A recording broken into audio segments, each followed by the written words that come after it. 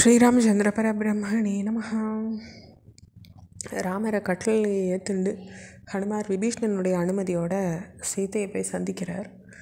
நீங்கள் இனிமேல் பயப்படுறதுக்கு ஒன்றும் இல்லை, சொந்த இடத்துல இருக்கிற மாதிரி நீங்கள் இருக்கலாம்.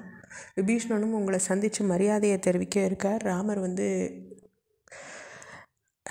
இவரை ராவணனை வெண்ணாச்சு இந்த செய்திகள் எல்லாத்தையும் போய் சொல்கிறார். இந்த நல்ல செய்தியை கேட்டுண்ட சீதை ரொம்ப மகிழ்ச்சி அடைகிறாங்க. சித்த நேரம் அவங்களால பேசக்கூட முடியல. அதுக்கப்புறம் பதில் சொல்கிறாங்க கம்மியாக குரலில். என் கணவரின் வெற்றி செய்தியால் ஏற்பட்ட மகிழ்ச்சியின் காரணமாக என்னால் சித்த நேரம் முடியாமல் ஆயிடுத்து. நான் எவ்வளவு யோசித்து பார்த்தாலும் நீ இப்போ கொண்டு வந்துள்ள இந்த செய்திக்கு நிகரான ஒரு பரிசு எதுவாக இருக்க முடியும்னு எனக்கு தெரியல. இந்த நல்ல செய்திக்கு எனக்கு நீ கொண்டு வந்துள்ளதுனால நீ செஞ்ச காரியத்துக்கு ஈடாக இந்த உலகத்திலேயே வேறு உலகங்களோ கூட எதுவுமே இருக்க முடியாது. வெள்ளியினோ தங்கமோ ரத்னங்களோ வைடூரியங்களோ மூவுலகங்களின் அரசாட்சியோ இந்த செய்திக்கு ஒரு ஈடாகாதுன்னு சீதை சொல்கிறாங்க ஆஞ்சநேயர்கிட்ட. அப்போ ஆஞ்சநேயர் பதில் சொல்கிறாரு, நீங்கள் சொன்ன இந்த பாராட்டு தான் மதிப்பிட முடியாதது, தேவாளனுடைய அரசாட்சியை விட இது மேலானதுன்னு சீதைக்கு நன்றி சொல்கிறார் ஹனுமார். தொடர்ந்து நீங்கள் அனுமதிச்சிங்கன்னாக்கா உங்களுக்கு காவலாக இருந்து உங்களை அச்சுறுத்தின்னு இருந்த அந்த அரக்கைகள்லாம் ஒரு நொடியில் நான் அழிச்சிடுவேன். கணவன் மேலே அன்பு கொண்ட உங்ககிட்ட கொடிய உருவம் படைச்சவாளான இவா பேசிய கொடூரமான வார்த்தைகளை என் நினைவில் நன்னா இருக்குது, அனுமதி கொடுங்க, இவாளை நான் கொன்னுடுறேன்னு சொல்கிறேன். அப்போ சீதை ஹனுமாருக்கு நிதானத்தோடு பதிலளிக்கிறாங்க. அரசனின் கட்டளையை கீழ்ப்படிஞ்சு நடக்க வேண்டிய நிலையில் உள்ள இந்த பெண்மணிகள் மேலே கோபம் கொள்வது முறை கிடையாது. விதியின் செயல் காரணமாகவோ நான் முன்ன செஞ்ச ஏதோ ஒரு பாவத்தின் காரணமாகவோ இங்கே நான் துன்பத்தை அனுபவிக்கிறேன். நம்முடைய வினைப்பயணத்தானே நம்ம பெற்றுக்கிறோம். விதி மிகவும் வலிமை வாய்ந்தது. எனக்கு இந்த அனுபவமெல்லாம் நேரிடணுன்றதுக்காக ஏற்கனவே இதெல்லாம் நிச்சயிக்கப்பட்டிருக்கு. ராவணனின் அடிமைகளான இவாளுடைய செயலை நான் மன்னிக்கிறேன். ராவணன் சொன்னதுனால தான் அவள் என்னை அச்சுறுத்தினான்.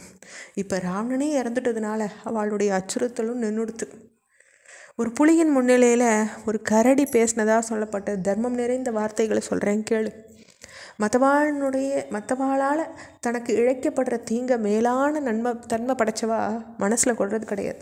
தீங்குக்கு பதில் தீங்கு இழைக்கிறதும் கிடையாதுன்ற விரதத்தை கடைப்பிடிக்கிறதுக்கு அவள் தயாராக இருக்கா. நல்லவாகிட்ட மட்டும் இல்லை, பாவிகள்கிட்ட கூட, கொல்லப்படத்தக்கவாகிட்ட கூட நற்குணமுடையவன் கருணை காட்டுவான். எப்பையும் தவறே செய்யாதவன்றது யாருமே கிடையாது. அப்படி இருக்கும்போது குரூரமானவா இடத்துல கூட கருணை காட்டுறது தான் நற்செயலுக்கு அடையாளம். நல்லவாளுக்கு நன்னடத்தை தான் ஆபரணம் அப்படின்னு சொல்லி சீதை சொல்கிறாங்க. இந்த இடத்துல புலியின் முன்னிலையில் கரடி பேசின வார்த்தைகள் அப்படின்னு சீதை குறிப்பிடுற ஒரு விஷயத்தை விளக்க உரை கதை மூலமாக நம்ம பார்க்கலாம்.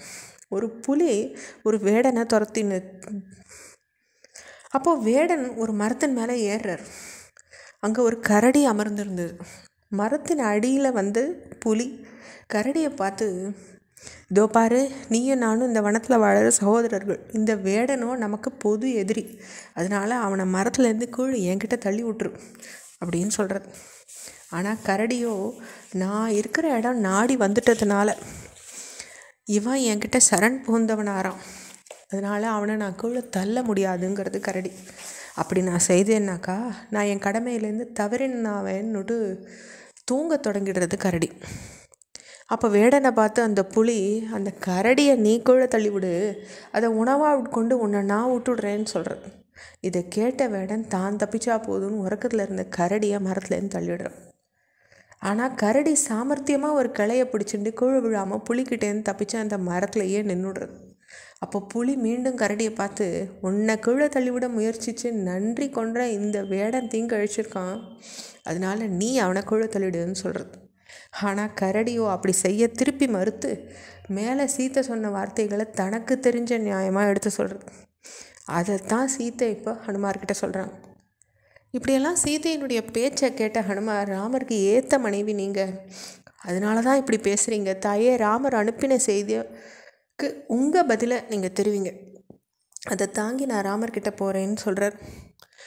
சீதையினுடைய வார்த்தையை நம்ம அடுத்த பகுதியில் பார்க்கலாம். ஸ்ரீராமச்சந்திர பரபிரம்மணே நமஹ.